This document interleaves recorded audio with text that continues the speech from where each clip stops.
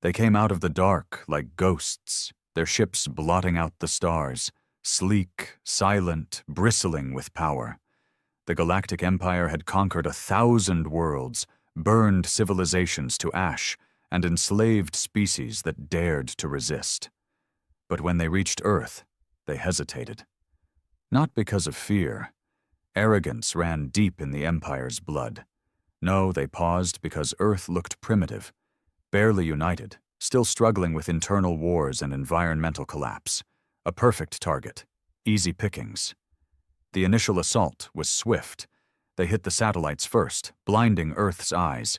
Then the power grids, the internet, global communications. Cities went dark.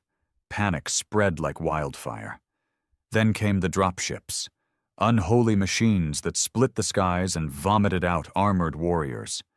The Empire expected chaos. They didn't expect coordinated resistance. Within hours, guerrilla units were hitting back. Not governments, not armies. People.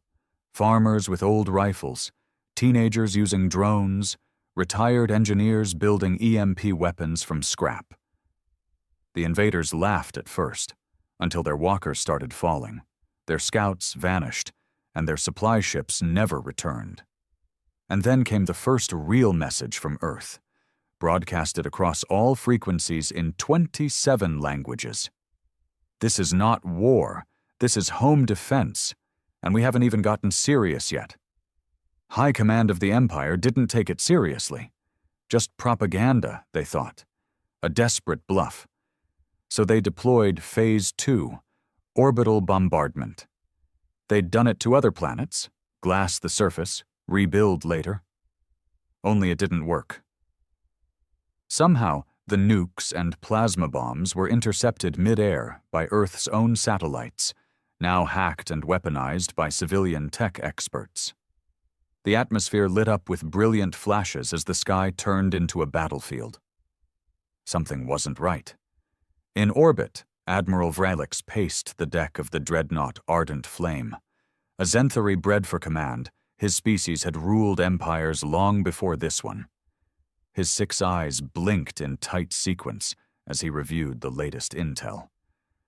Earth should have fallen by now. Resources depleted, population panicked, resistance futile. But instead, Earth was fighting back harder than any race they'd ever encountered. A lieutenant approached, scales pale with nervous energy. Admiral, the forward fleet reports total loss. 80% of ground troops wiped. Remaining units surrounded. They're asking for extraction. From a single continent? Vralix hissed. The officer hesitated. No, sir. From 6. He turned, his voice a low growl. How many humans are we dealing with? We estimated global organized militia forces to be under 20 million. Yes, sir. That's what we thought. What are the new numbers? The lieutenant's voice shook. Over 900 million confirmed combatants, possibly more. Sir, it seems civilians are fighting. Children, elders, untrained yet coordinated. They're adapting faster than we can respond. Silence filled the command deck. Vralix clenched his claws behind his back. His translator struggled for a moment as his native tongue clicked and hissed in low syllables. And the footage? The officer nodded, bringing up the screen. It played raw feeds from body cams, human fighters ambushing drop squads with home-built explosives, city streets turned into traps, swarms of tiny quadcopters disabling tank systems, wild-eyed resistance fighters laughing as they blew holes through elite Empire troops with scavenged tech. But one clip stopped them cold. A human commander, face bloodied, stood before a captured Empire general. She leaned close, whispering, "You think this is our army?" "Number, this is just us being angry. You haven't even seen our military." And then she let the general live, sent him back up in a stolen dropship with a tracking beacon buried in his armor. The message was clear. This was just the beginning. The general's dropship limped back into orbit, smoke trailing from its undercarriage as emergency protocols guided it to the docking bay of the Ardent Flame. Medics rushed forward, but the general staggered out on his own, his face pale, movements stiff, and a haunted look in his 4 eyes.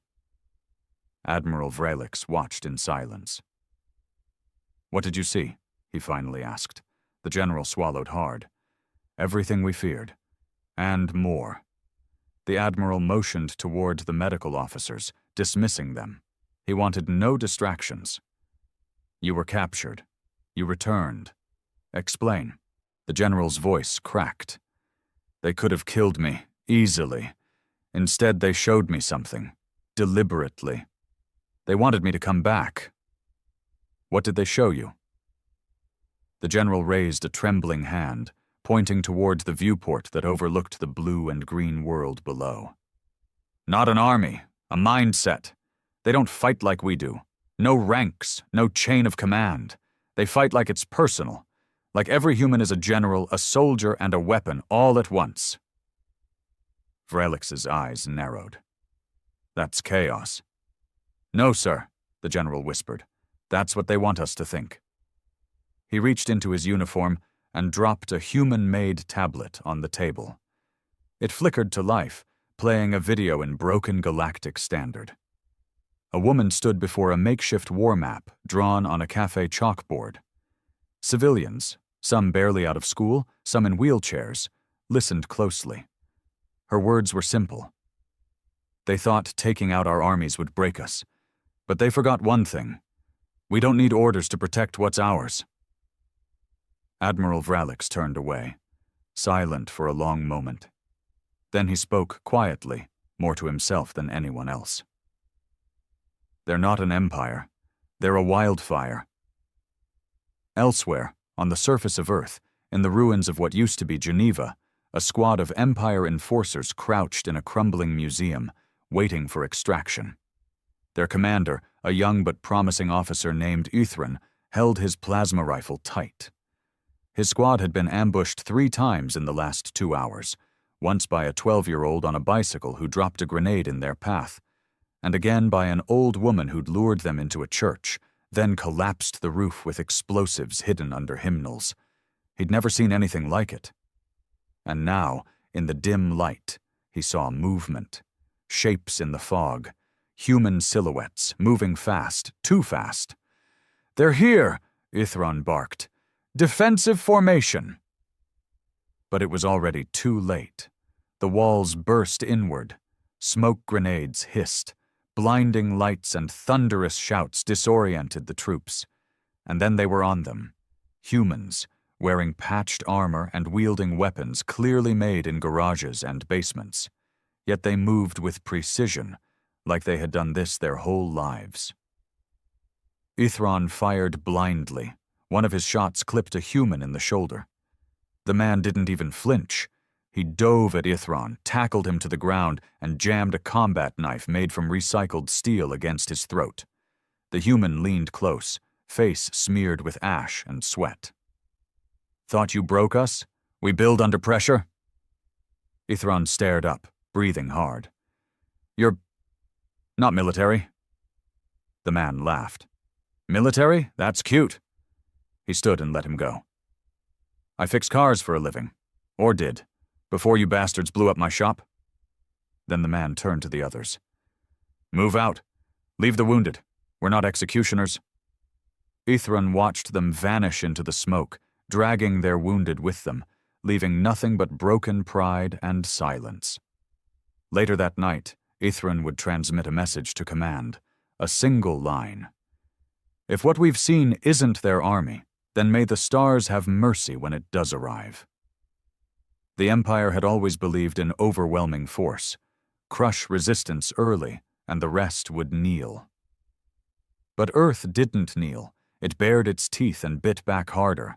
And now, deep within the heart of the Pacific Ocean, something stirred. Not resistance fighters, not civilians, something else, something trained. It began with silence, an absence of signal picked up by an Empire surveillance satellite, a dead zone where there should have been radio chatter, radar pings, movement. Then the silence exploded. A burst of encrypted comms from underwater, followed by dozens of heat signatures breaching the surface. Submarines. Dozens. Sleek, dark, and deadly. They weren't civilian ships. They weren't government-issued either. They were ghosts. Back on the Ardent Flame, Admiral Vralix stood before a projection of Earth's oceanic data. New contacts blinked into existence every minute. Ships surfacing where none had been detected. Transports, drones, aircraft, not part of any known Earth Navy. "What faction is this?" he growled. "Another country?" The analyst beside him shook his head. "No known nation claims them. They use no flags, no identifiers, but they're armed. Advanced technology cybernetically enhanced suits. They're deploying deep-sea artillery platforms. And, sir, they've taken out 3 of our orbital communication relays in the last 5 minutes." "Impossible," Vralix muttered. "We swept the oceans." "You missed the bottom, sir," the analyst said quietly. "Humans didn't hide their army in bunkers or bases. They buried it under the sea.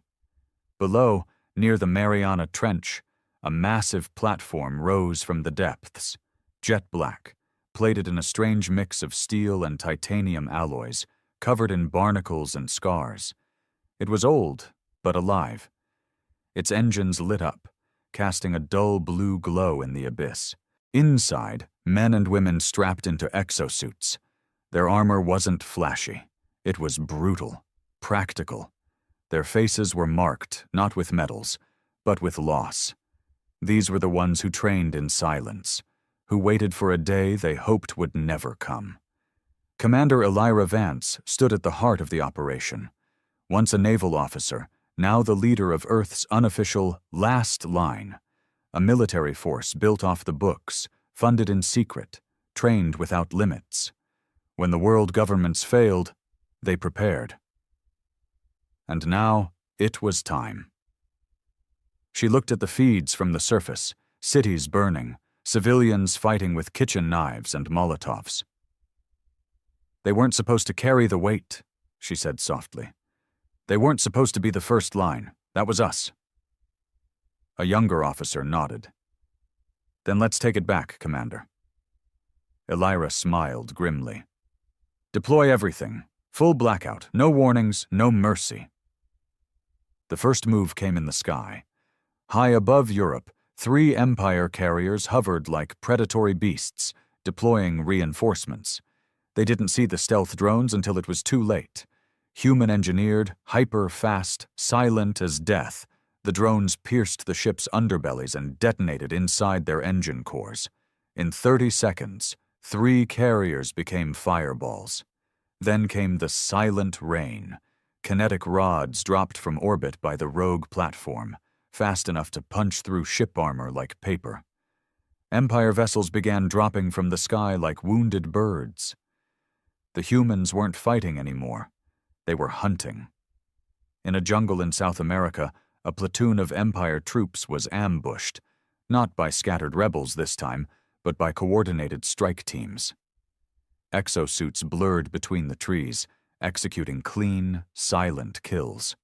One trooper managed to escape, only to trip a tripwire that activated a net made of carbon thread wire. He was pinned, struggling, as a figure stepped from the shadows. Black armor, unmarked, rifle aimed. The voice from the helmet was cold. "Your war just changed." And then, silence again.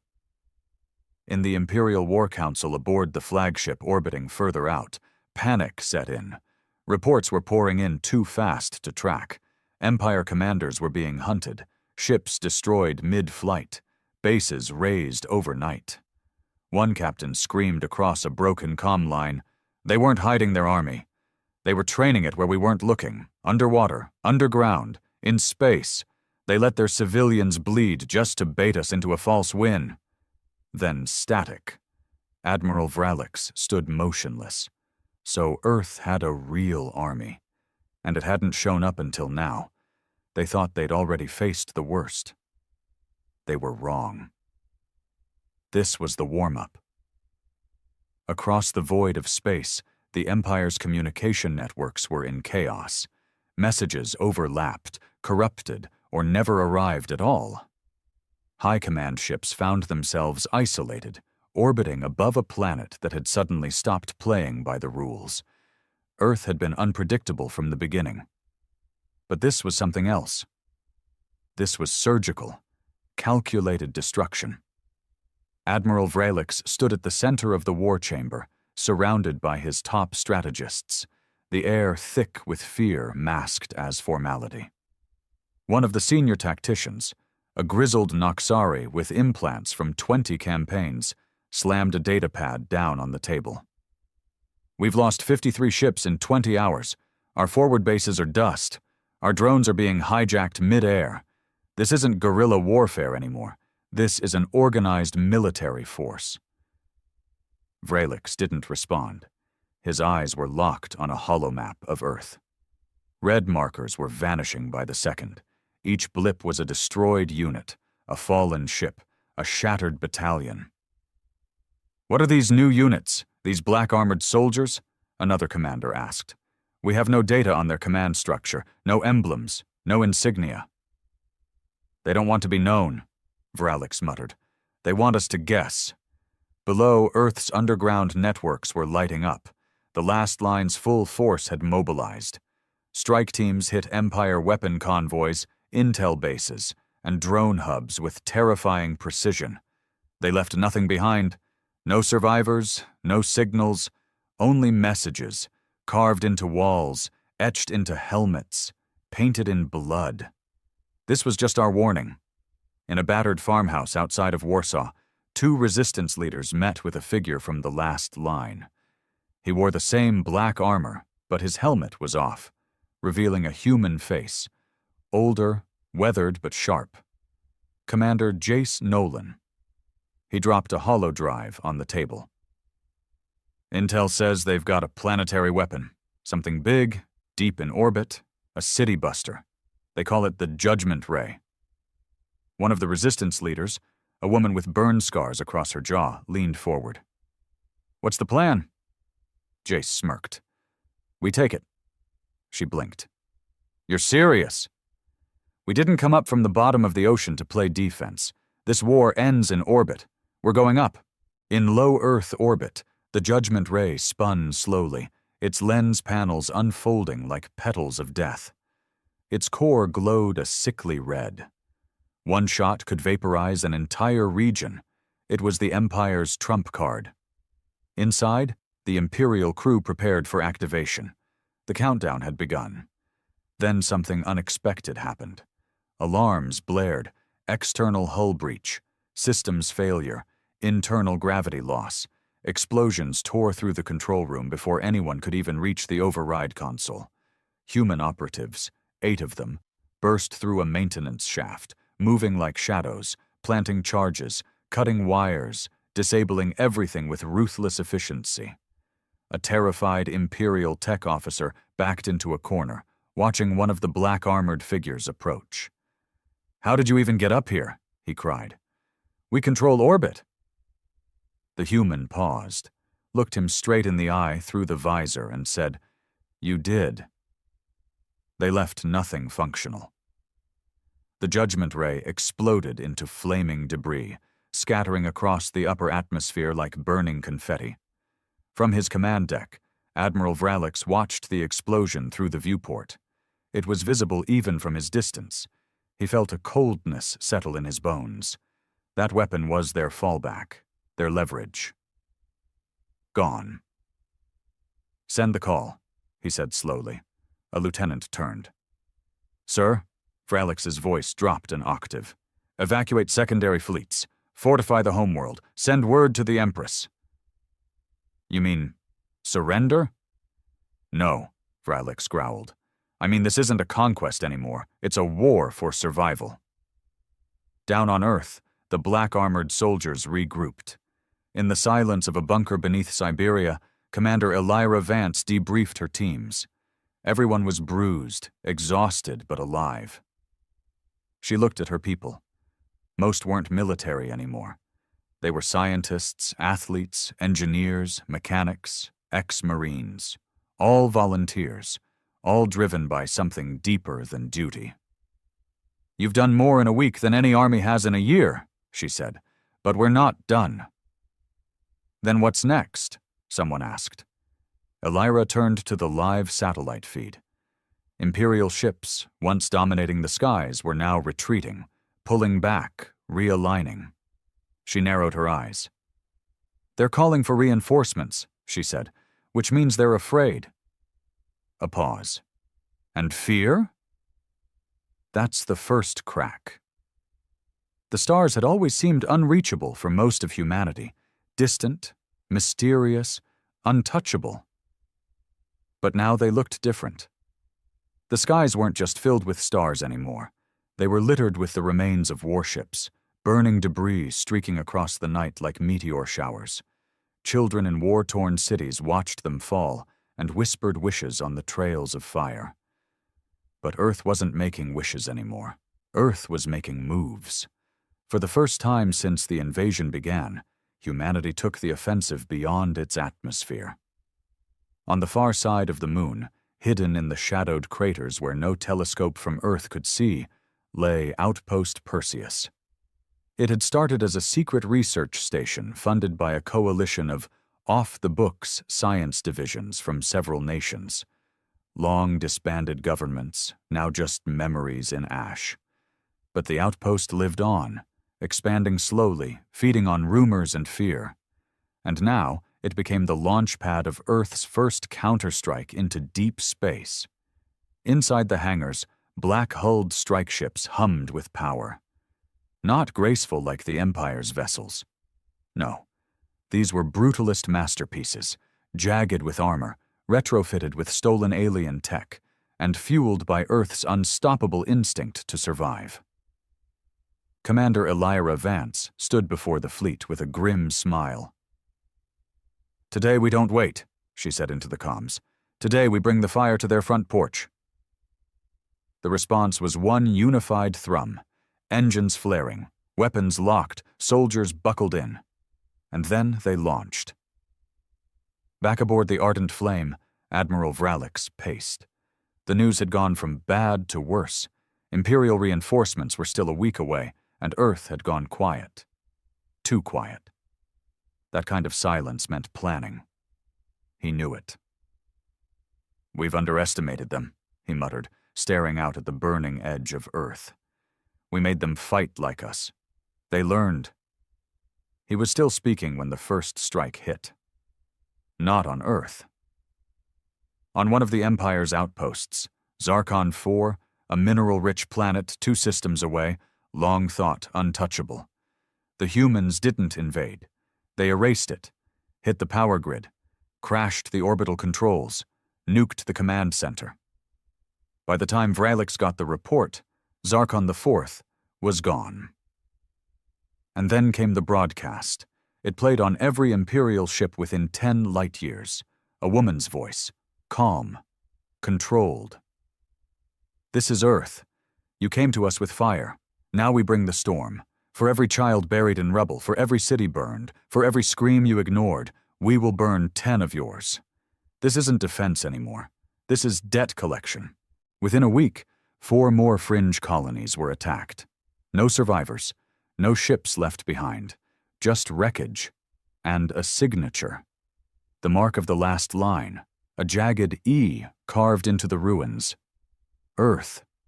Meanwhile, aboard one of the strike ships heading into deep space, Sergeant Theo Ramos stared at the empty void ahead. He was once a firefighter in Boston. His wife and daughter had died in the first wave.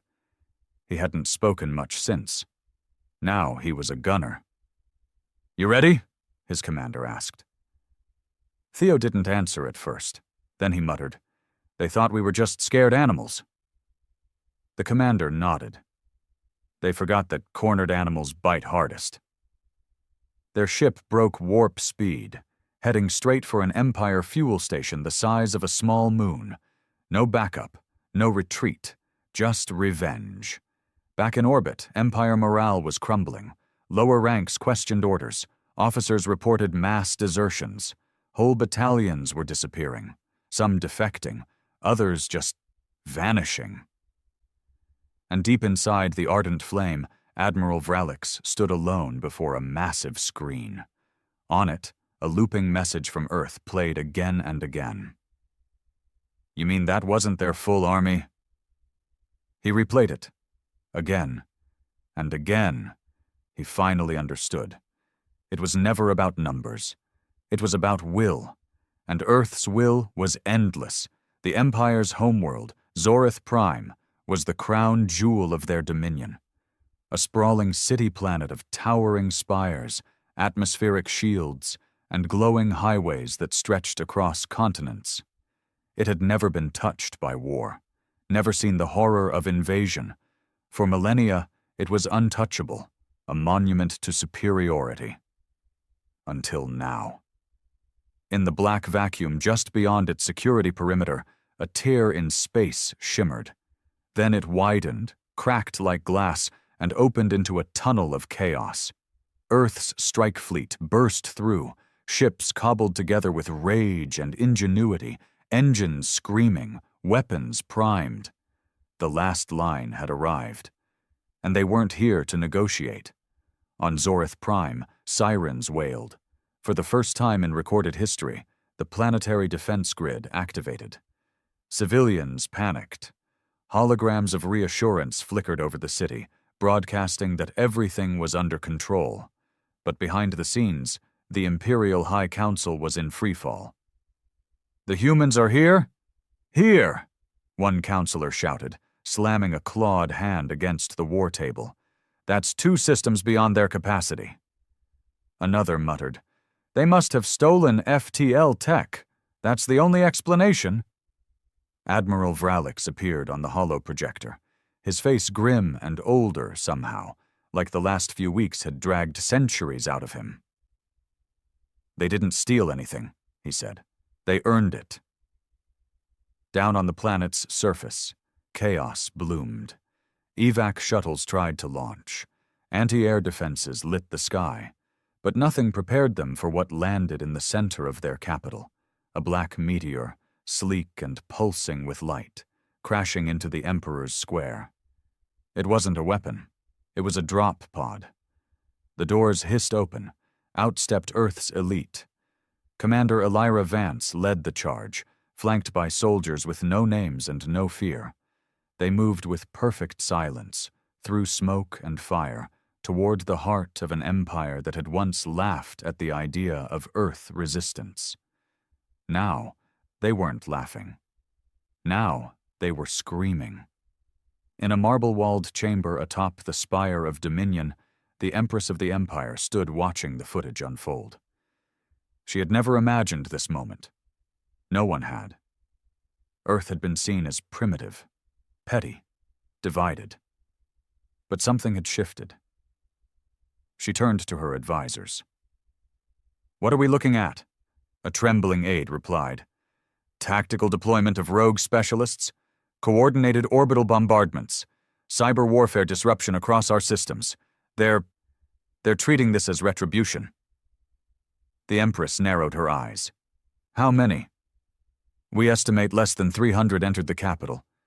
But ma'am, they've already brought down 2 defense towers and hijacked our command grid." She went quiet. 300 humans were bringing an empire to its knees. In the wreckage of the Imperial Ministry, Elira moved through halls of shattered glass and fire-scorched banners. They weren't targeting civilians. They weren't here to conquer. They were here to humiliate, to leave a message so loud that every star system would hear it echo for generations. Elira planted a device on the central broadcast node. Her voice spread across the Empire's systems, hijacking every screen, every comm, every corner of their digital empire. "You took our world for a soft target. You killed our people thinking we'd die quiet. You were wrong. You thought our resistance was chaos. It was strategy. You thought our pain was weakness. It was fuel. This isn't a victory speech. This is a promise. You will never forget Earth." Then the signal cut, and the planetary AI went dark. Admiral Vralix sat alone in the ruins of the orbital command center, breathing in the smoke of his empire's fall. He had underestimated them at every turn, and now he understood why they never sent their full army first. Because humans didn't need one. Every farmer, every mechanic, every grieving parent, that was their army. And the ones who came next? They were the Reapers. The smoke rising from the capital of Zorith Prime painted the skies in shades of shame. For the first time in generations, the Empire's throne world, once considered the heart of order and power, bled. Its streets, lined with marble and gold, were reduced to scorched concrete and shattered glass. Its towering monuments to conquest lay crumbled, their polished surfaces now cracked, smeared with ash and fury. From the roof of the former Ministry of Galactic Policy, Commander Elira Vance stood tall. Her armor bore the grime of war, the carbon scoring of near-death strikes, but her posture was unshaken. Behind her, dozens of Earth's finest lined the edge of the rooftop, looking down at a trembling city that had never known fear until now. Elira activated her comms. "Status." "Targets neutralized," came a voice from her left. Sergeant Theo Ramos, face partially hidden behind a visor. "Broadcast towers disabled. Local defense net offline. The people are unarmed.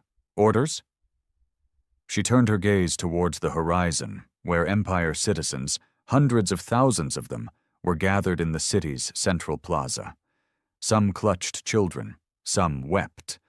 Others looked up, angry, confused, terrified. They had always believed they were the superior race, the chosen rulers of the stars. Their propaganda had never prepared them for this, for humans to stand over them. "No more bombs," Elira said. "No more blood. Let them feel what it's like to listen." She nodded to a tech behind her. The screen mounted on the central spire crackled to life again. This time there were no threats, no battle cries, just the image of Earth, a slowly rotating blue and green sphere, followed by the faces of the dead. Civilians, children, medics, grandmothers, soldiers. Their photos faded one by one as the camera panned to Elira. She stepped forward and spoke not like a conqueror, but as a survivor. "You don't know our names, but you killed us anyway. You didn't ask questions. You just landed and started taking, burning, laughing."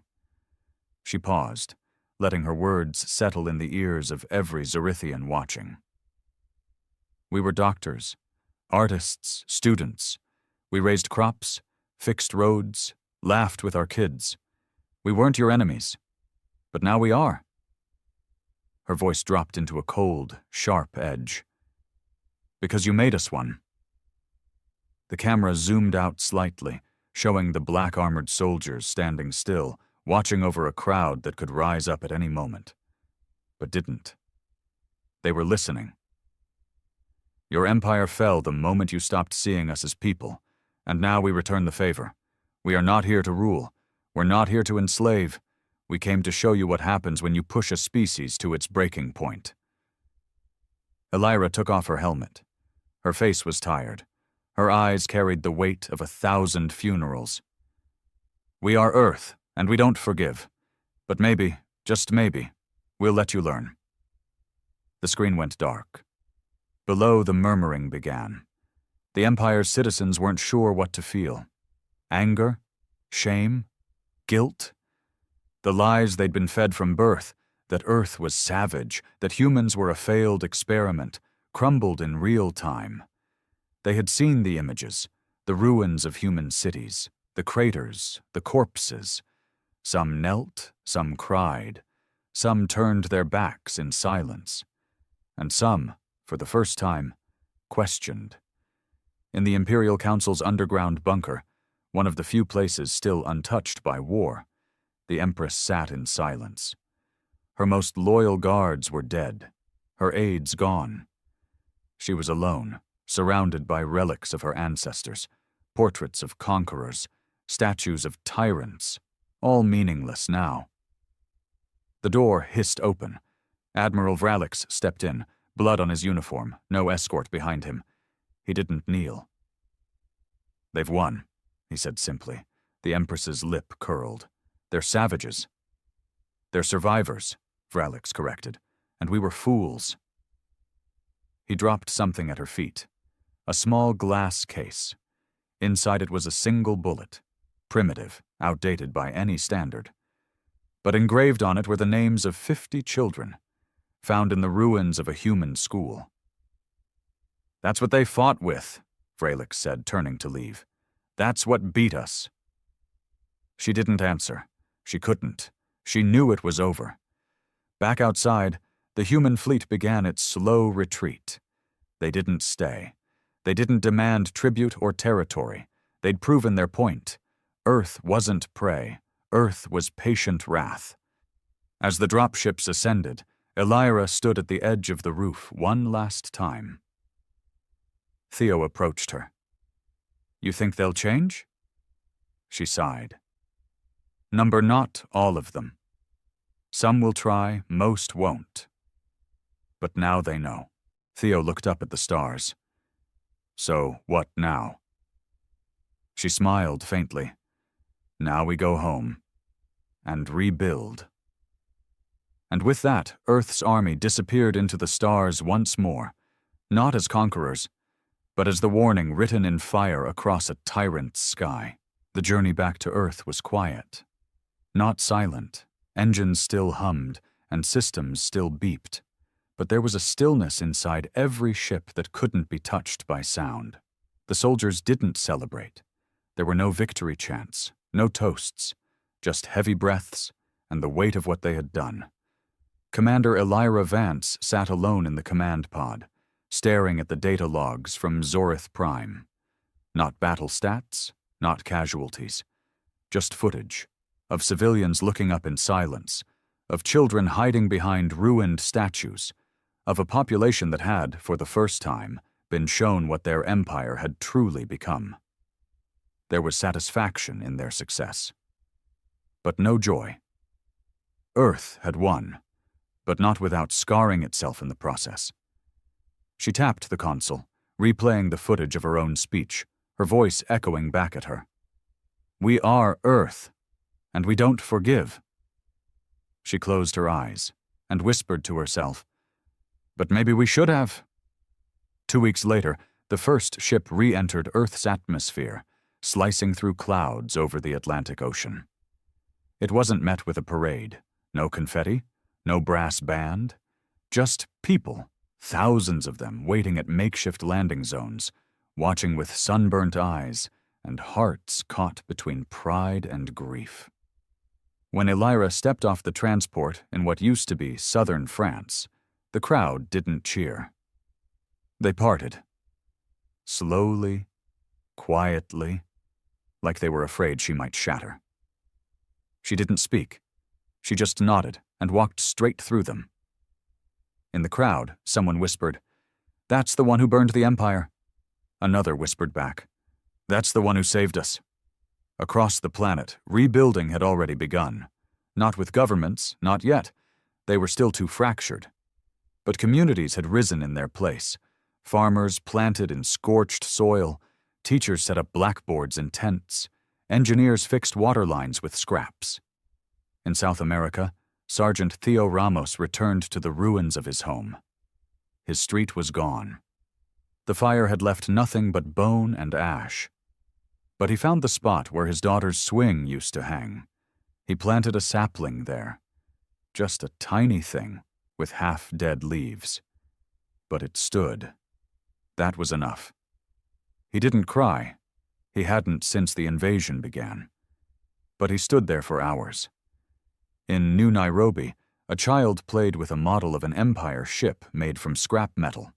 He threw it against a stone wall, laughed when it shattered, and shouted to no one in particular, "We're Earth. We don't lose." An older man, sitting nearby, said gently, "We don't hate either." The child paused. Didn't understand. Not yet. But maybe someday. Far above Earth, in what used to be an abandoned orbital station, the remnants of the last line met one last time. Elira stood at the center of a long metal hall, her armor finally off, revealing the deep circles under her eyes and the faded bruises beneath her jaw. 100 operatives surrounded her. Each one had fought across planets. Each had lost something. Each had seen what the Empire truly was. And now? Now they had to decide what came next. "This isn't a command," Elira said quietly. "It's an invitation. You've all given more than any soldier ever should.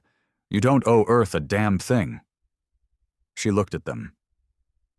"But if you want to stay, help build something real, help teach the next ones how to fight without becoming like the Empire, we'll need you." No one moved at first. Then Theo stepped forward. "I'll stay," he said. "I've seen what we're capable of when we're cornered.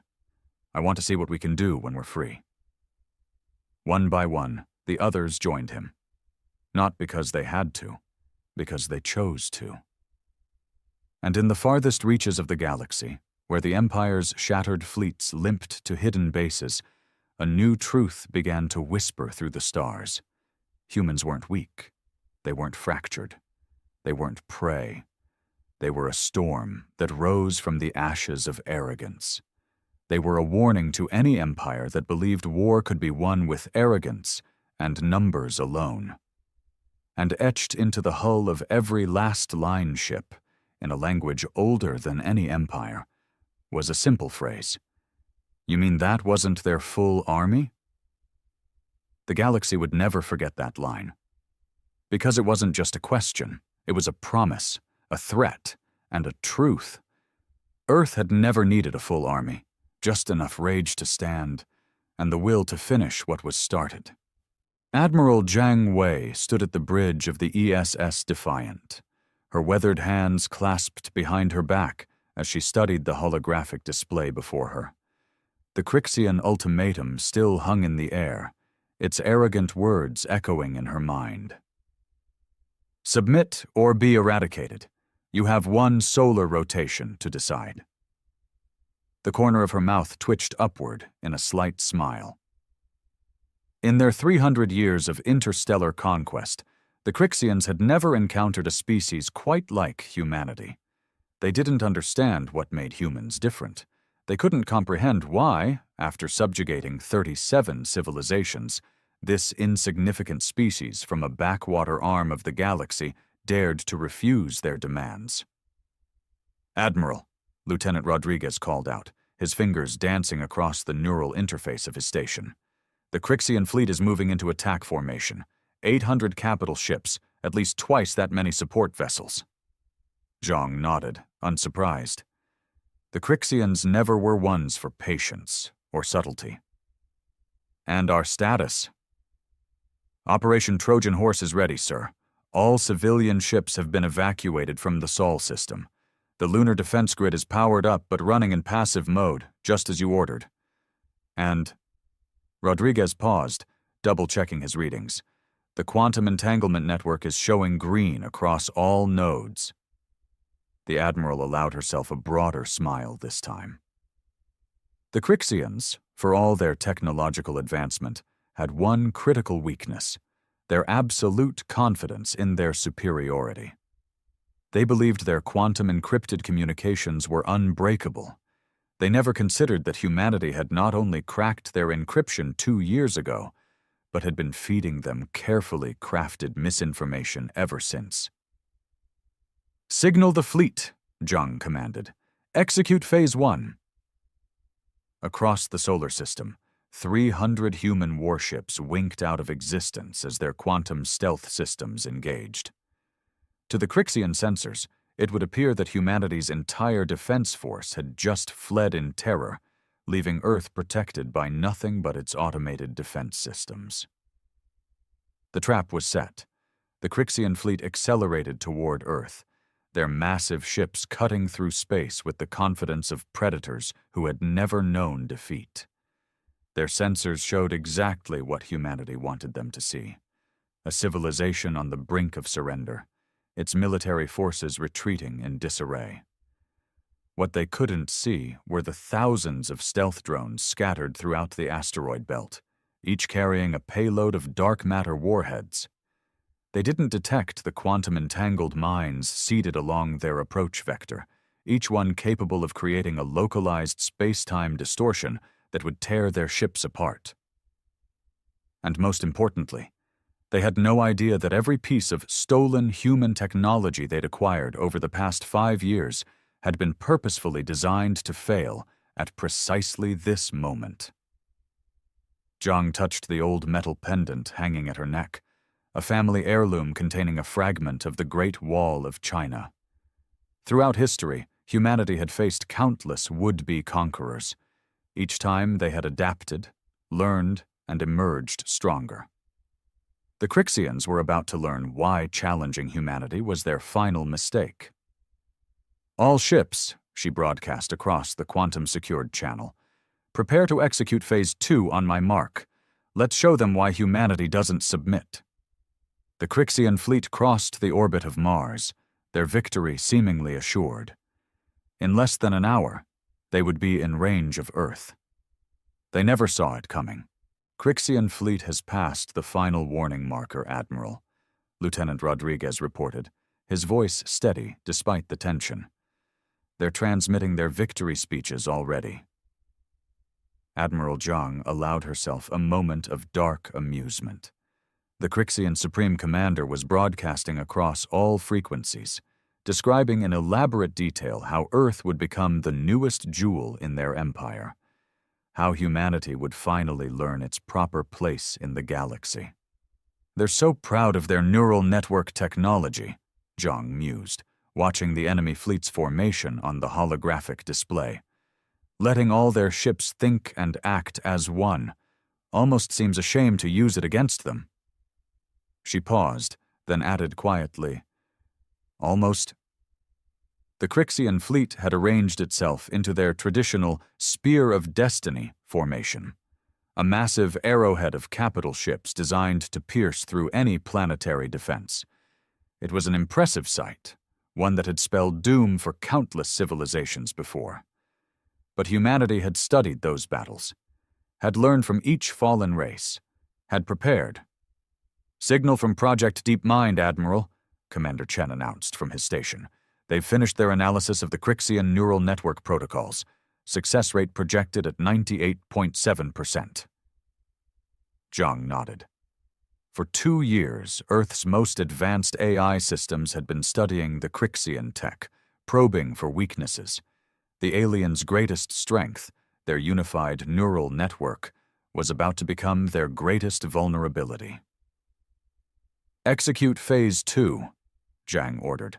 "Activate the quantum mines." Across the solar system, thousands of previously invisible quantum mines sparked to life. But instead of detonating, they began broadcasting a carefully crafted signal, one that matched the exact frequency of the Crixian neural network. The effect was instantaneous. Across the enemy fleet, ship after ship suddenly lost control of their navigation systems. The magnificent Spear of Destiny formation began to break apart as vessels pulled in random directions, their AI cores struggling to process the conflicting signals. "By all the stars," Rodriguez whispered, watching the chaos unfold. "It's actually working." "Of course it's working," Zhang replied calmly. "Did you think humanity's quantum computing division spent the last decade playing games?" She allowed herself a small smile. "Well, technically they did. The breakthrough came from a teenager's modified gaming console in Lagos." The Crixian command channels erupted with confusion and anger. Their supposedly unbeatable neural network, the same one they'd used to dominate 37 other species, was being torn apart by what appeared to be primitive human technology. "They're launching fighters," Chen reported, "trying to switch to manual control." "Right on schedule," Zhang nodded. "Deploy the drone swarm."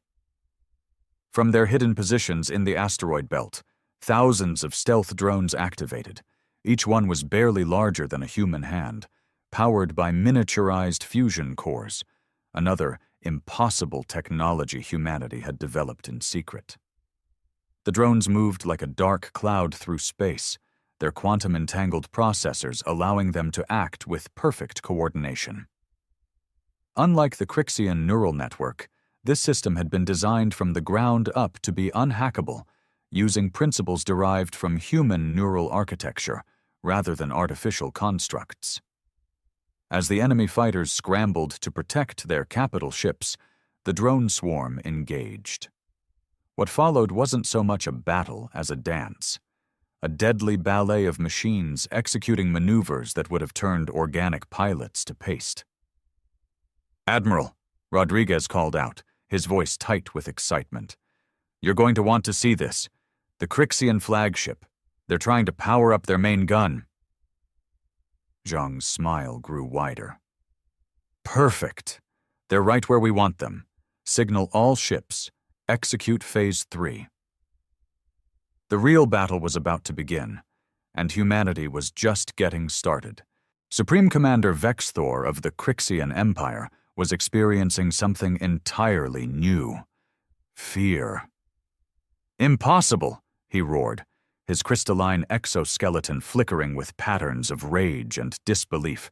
"These primitives, they should not!" The bridge of his flagship, the Eternal Dominion, was in chaos. The neural network that had guided their conquest of the galaxy for centuries was unraveling.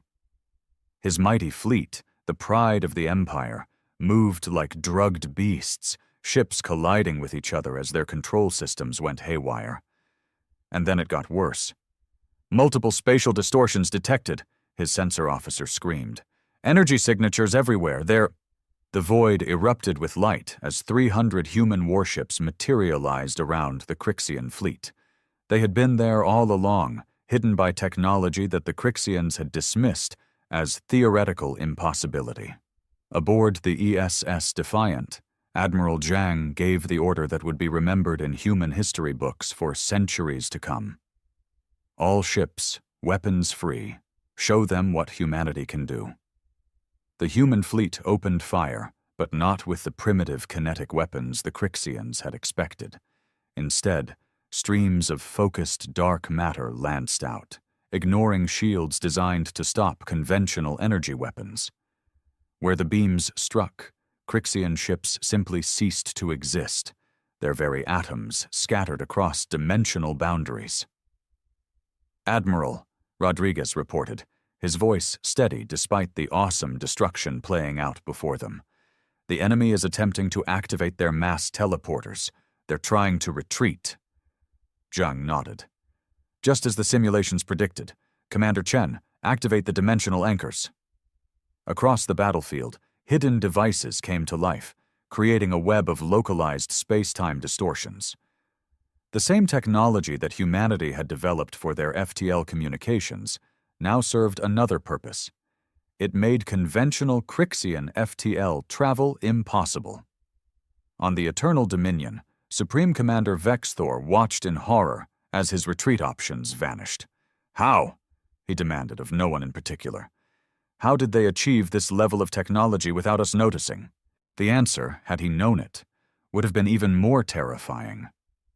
Humanity hadn't developed this technology despite Crixian surveillance. They had developed it because of it. Every time the Crixians had sent probe ships or stealth observers, humanity had detected them, studied them, and fed them carefully curated information. "Sir," Commander Chen called out, "we're detecting power spikes from their remaining capital ships. They're diverting all power to weapons." "As expected," Zhang replied. "They always choose to fight to the death rather than surrender. Signal the drone swarms to begin Phase 3B. The clouds of human combat drones, which had been devastating the Crixian fighter screen, suddenly changed formation. They clustered into tight geometric patterns, their quantum processors synchronizing in ways that defied conventional physics. And then they began to sing. It wasn't sound. Sound doesn't travel in space. It was something far more fundamental. a resonance pattern that interfaced directly with the crystalline structure of Crixian technology. The same crystalline technology that made their ships so powerful, that formed their exoskeletons, that ran through every aspect of their society. Across the Crixian fleet, crystal began to shatter. "Status report," Zhang commanded, watching the devastation unfold. "Enemy fleet is down to 30% operational capacity," Rodriguez answered. "Their command and control structure is collapsing. We're detecting multiple reactor breaches." Zhang touched her pendant again, thinking of all the generations of human warriors who had come before.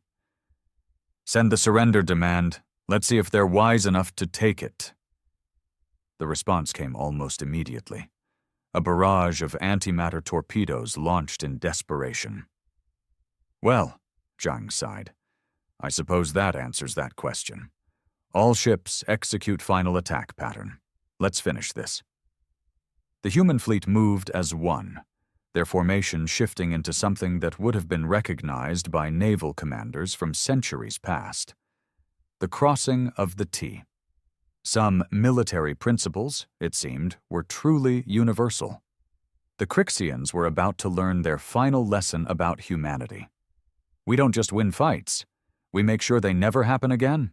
The final moments of the Crixian Empire's greatest fleet played out like a symphony of destruction. Supreme Commander Vexthor, his crystalline form now cracked and dulled, watched helplessly as the supposedly primitive humans systematically dismantled everything he had ever believed in. "My lord," his last functioning sensor officer reported, voice trembling. "We're detecting massive energy buildups from the lunar surface.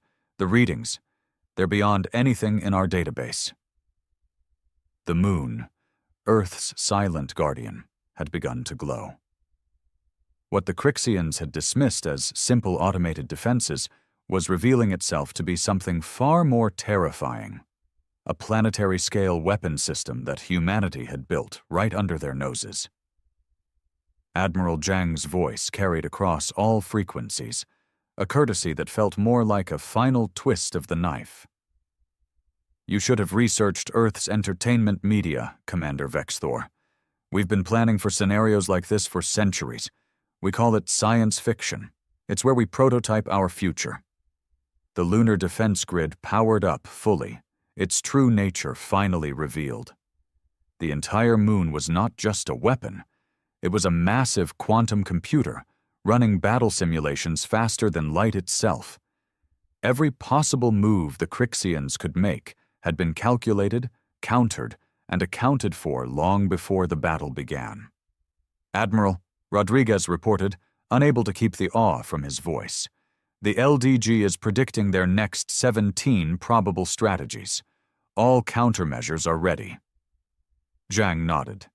"Humanity's greatest strength isn't our technology, Commander Vexthor," she broadcast again. "It's our imagination, our ability to look at the impossible and say, 'not yet,' instead of 'never.'" The remaining Crixian ships, desperate and cornered, attempted to scatter in every direction at once. It was exactly what the LDG had predicted they would do. Quantum filaments, invisible until now, activated throughout the battlefield. Space itself seemed to fold, creating corridors of controlled chaos that the human fleet navigated with practiced ease. The Crixians, their ships already crippled by the crystal resonance attack, found themselves herded like cattle to slaughter. "They're powering up their forbidden weapons," Chen announced, monitoring the enemy's death throes. "Dimensional shredders, reality bombs, everything they've got left." Zhang's expression remained calm. "Execute Protocol Omega. Show them why we let them keep those weapons." Across the battlefield, every forbidden weapon in the Crixian arsenal began to activate at once, and then turned on their own ships. The Trojan horse that humanity had planted in their weapons systems years ago finally revealed itself. On the Eternal Dominion, Vexthor finally understood. Every technology they had developed, every weapon they had held in reserve, every secret they had kept, humanity had known about them all, had planned for them all, had turned them all into traps. "How long?" he transmitted, his once proud voice now barely a whisper. "How long have you been preparing for this?" Admiral Zhang's response was simple. "Since the first time we looked up at the stars and wondered if we were alone. We hoped for friends but prepared for enemies. You simply proved us right." The lunar defense grid reached full power. The surface of the moon rippled like liquid mercury as millions of quantum-entangled particles aligned. What happened next would be studied by xenophysicists for generations to come. It wasn't just a weapon. It was humanity's declaration to the galaxy. Never again would Earth be threatened. Never again would humanity be underestimated. "All ships," Zhang commanded, her voice steady as ever, "clear the blast radius. Let's show them why this will be their final mistake." The human fleet moved in perfect formation, their quantum drives humming in harmony. Behind them, the moon began to shine with the light of 1,000 suns, ready to deliver the final verdict of humanity's court. The age of Crixian dominance was about to end. The age of humanity was about to begin. Time seemed to slow as the lunar defense grid reached critical alignment. The moon's surface had become a perfect mirror, reflecting not just light, but the very fabric of reality itself. Every crater, every basin, every feature that humans had mapped and memorized over millennia now served a greater purpose. "LDG firing sequence initiated," Commander Chen announced, his fingers dancing across the neural interface. "Quantum containment fields at maximum. Reality anchors holding steady." Admiral Zhang stood at the center of her bridge, the weight of human history bearing down on this moment. "Begin the countdown." But Supreme Commander Vexthor had one final card to play. "Wait!" His transmission cut across all frequencies. "You don't understand what you're about to unleash. The prophecies. The Ancient Ones warned of this very moment." Zhang's expression didn't change, but a small smile played at the corners of her mouth. "We know about the Ancient Ones, Commander. We found their ruins on Mars 50 years ago. Did you really think those quantum formulae carved into the Olympus Mons caverns were warnings?" She paused for effect. They were instructions. The revelation hit the Crixian commander like a physical blow. His species had spent centuries decoding fragments of the Ancient Ones' messages, believing them to be warnings about lesser races reaching too far. But humanity had found the source, had understood it completely, had built upon it. "All ships, execute final defensive formations," Zhang commanded. "Activate temporal shields." The human fleet shifted again, forming a complex geometric pattern that seemed to ripple through multiple dimensions at once. Each ship's quantum drives synchronized, creating a protective bubble of warped space-time around Earth and its defenders.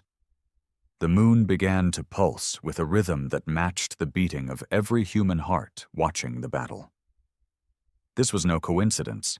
The lunar defense grid was partially powered by the collective electromagnetic field of humanity itself, a discovery that had revolutionized energy physics decades ago.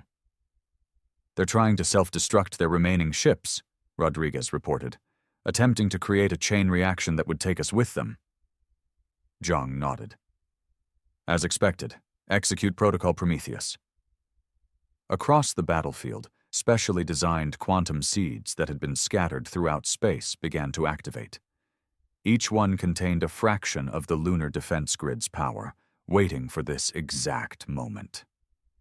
As the Crixian ships began their self-destruct sequences, these seeds latched onto their energy signatures, turning their own destructive power into fuel for what was about to come. "LDG at 100%, Chen announced. "All systems aligned. Waiting for your command, Admiral." Zhang touched her pendant one final time, thinking of all the generations of humans who had dreamed of this moment. Not just of victory, but of securing humanity's place among the stars forever. "To all ships," she broadcast, her voice carrying not just across the fleet, but to every human settlement from Mercury to the Kuiper Belt. Bear witness. This is the moment humanity steps out of the shadows. She took a deep breath, then gave the command that would reshape the galaxy. Fire. The moon blazed with the light of creation itself. The quantum web connecting every part of the defense grid activated as one, channeling power that defied conventional physics. This wasn't just a weapon. It was humanity's mastery over reality itself, proven in a single, devastating moment. The blast wave approached the Crixian fleet, and in their final moments, they finally understood their greatest mistake. They hadn't just underestimated humanity's technology or determination. They had underestimated humanity's capacity to evolve. The wave of quantum energy from the lunar defense grid reached the Crixian fleet in less than a picosecond, but its effects seemed to unfold in slow motion. Space itself appeared to crystallize around each enemy ship, transforming the battlefield into a frozen tableau of light and shadow. "Energy cascade stabilized," Commander Chen reported, his voice filled with professional awe. "Quantum matrices are holding. The containment field is perfect." On the view screens, the Crixian ships hung suspended in space-time, caught in a web of pure energy that defied the normal laws of physics. Their shields, their weapons, even their vaunted crystal technology, all of it was being systematically deconstructed at the quantum level.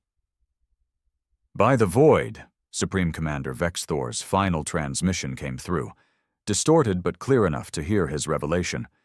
"You weren't just preparing for war, you were preparing to rewrite the rules of existence itself." "Final analysis coming in," Rodriguez announced, studying his readings. "The LDG didn't just stop their ships, Admiral. It's converting them. The entire Crixian fleet is being transformed at the molecular level." Zhang nodded. This was the true purpose of the lunar defense grid, not destruction, but transformation. "Begin Phase 6. Initiate the quantum reconstruction protocols." Across the battlefield, the frozen Crixian ships began to change. Their crystalline structures, once the pride of their empire, were being systematically reformed into something new. The energy that would have been released by their destruction was instead being channeled, captured, and repurposed.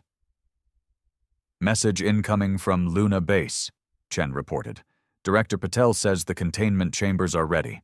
The AI cores are standing by to receive the transferred consciousness matrices." This was humanity's true victory, not the annihilation of their enemies, but their preservation and transformation.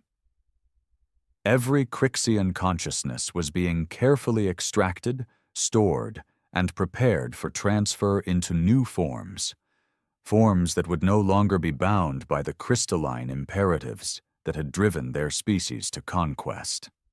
"Signal detected from the Kuiper Belt monitoring stations," Rodriguez added. "The quantum ripples are being detected by every major civilization in the sector. They're all sending recognition signals. The Arcturus protocols are being activated."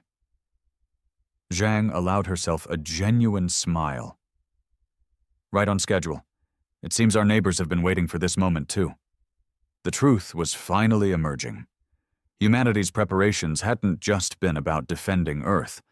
They had been coordinating with other species for decades, building a coalition of civilizations who had all suffered under Crixian dominance. Today's battle wasn't just a demonstration of human power. It was the triggering event for a galactic reformation.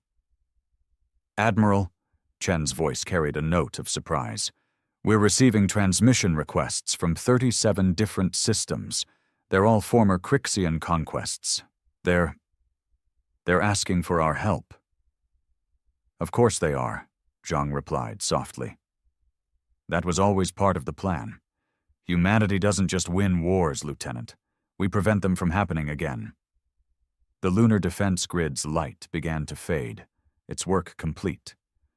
Where once had floated a mighty invasion fleet, now hung something else entirely, a field of transformed matter, each particle containing the stored essence of a Crixian warrior, ready to be given a second chance at existence. "Send word to the Sol Council," Zhang commanded. "Tell them Phase 6 is complete. Operation Phoenix can begin."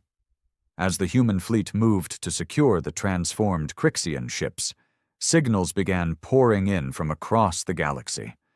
The message was clear. Humanity hadn't just defended itself, it had changed the rules of galactic civilization forever. The last time they challenged humanity, it wasn't just their final mistake. It was their first step toward redemption. In the hours following the activation of the lunar defense grid, the true scope of humanity's victory began to unfold. The Sol system buzzed with activity as ships from dozens of formerly subjugated species arrived through quantum corridors that Earth had secretly established years ago. Admiral Zhang stood in the newly activated Phoenix chamber beneath Luna Base, watching as the first batch of transformed Crixian consciousness matrices were carefully integrated into their new forms. The chamber was a marvel of human ingenuity, a fusion of biological engineering, quantum computing, and technologies reverse-engineered from the Ancient One's archives. "Consciousness transfer at 47% completion," announced Dr. Sarah Chen, the project's lead scientist and Commander Chen's sister. "Neural patterns are stable. The quantum imprints are accepting their new matrices." The chamber itself was a massive spherical structure, its walls lined with bioorganic quantum processors. In the center, suspended in fields of pure energy, the first 1,000 Crixian minds were being carefully awakened in their new bodies, forms that were designed to maintain their individuality while freeing them from the crystalline hive mind that had driven their species to conquest. "Update from the Diplomatic Corps, Admiral," Rodriguez reported, having followed her from the Defiant. "The Arcturus Coalition representatives have arrived. 26 species are requesting immediate conferences." Zhang nodded, watching as the first transformed Crixian opened its eyes, organic eyes, in a partially biological body. The being's expression was one of confusion, then wonder, then understanding. Where am I?"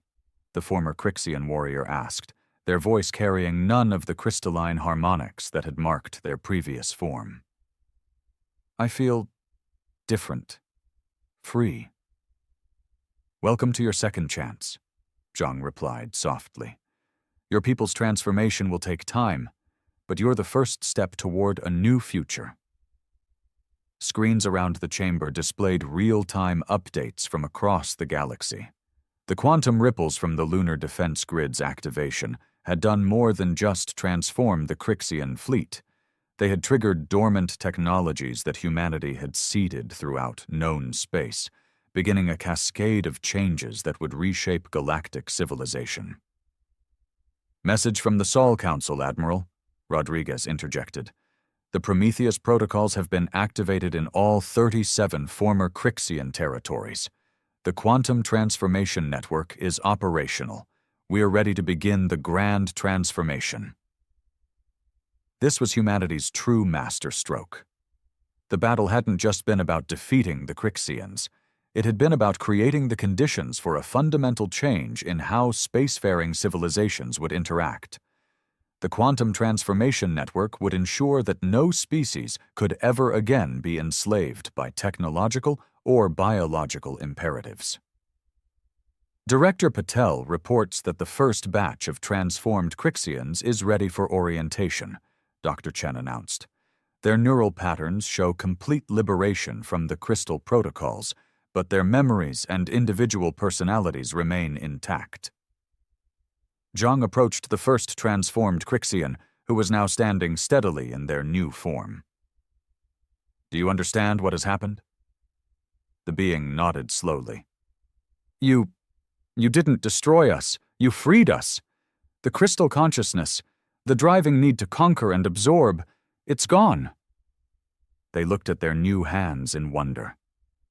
We never knew we were prisoners in our own minds. Around them, more transformed Crixians were awakening, each coming to the same realization. The chamber hummed with the energy of newfound consciousness, of beings experiencing true individual thought for the first time in their species' history. "Admiral," Rodriguez called out urgently, "we're receiving a priority transmission. The Arcturus Coalition. They're requesting the transformation technology. They want to transform their own societies, prevent any future species from falling into the same patterns of conquest and dominance." Zhang smiled. This too had been part of the plan. Humanity hadn't just created a weapon or a defense system. They had created a path to genuine galactic peace. "Tell them," she commanded, "that Operation Phoenix is just the beginning. The age of conquest is over. The age of transformation has begun." As if in response, the quantum networks pulsed with energy, carrying the promise of change to every corner of known space. The last time they had challenged humanity, they hadn't just made their final mistake. They had unknowingly taken their first step toward universal enlightenment. As the first wave of transformed Crixians awoke in their new bodies, the weight of history settled upon Admiral Zhang's shoulders. Humanity had not just won a war, it had redefined the very concept of conflict. No longer would civilization be built upon conquest and subjugation. The transformation protocols had proven that war itself could be rewritten, turned into a process of renewal rather than destruction. The chamber pulsed with soft quantum light as the Crixians, now freed from the hive mind, took their first independent steps. Zhang met the gaze of the first transformed warrior, once Supreme Commander Vexthor. His crystalline body was gone, replaced by a hybrid form that blended Crixian resilience with human adaptability. "I can hear my own thoughts," he whispered, voice unsteady. "I was never alone before. Now I am me." Zhang nodded. "That is the gift we offer. Not destruction, but freedom. Every being should have the right to choose their own path." The former Crixian commander studied his hands, clenching them into fists before releasing them.